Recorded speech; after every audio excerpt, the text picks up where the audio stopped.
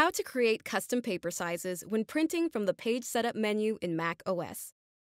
If you would like to create a custom paper size to print on, you can do so through the Page Setup menu on your Mac. Load the custom paper into the paper input tray on your printer. Open the photo or document you want to print. Click File on the top dock, and then select Print to open the Page Setup window. From the Paper Size drop-down menu, select Manage Custom Sizes to open the Custom Sizes window. Select the plus sign to create a new paper size. Double-click the default untitled name, and then type a name for the new custom size. Do not use an existing paper size name. Type the dimensions of your custom paper size into the width and height text fields, and then click OK.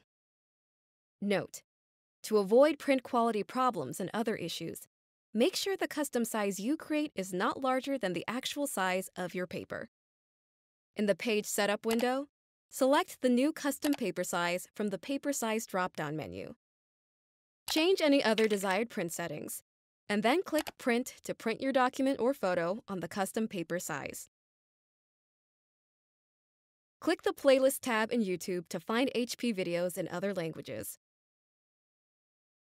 And search our channel to find official HP support videos.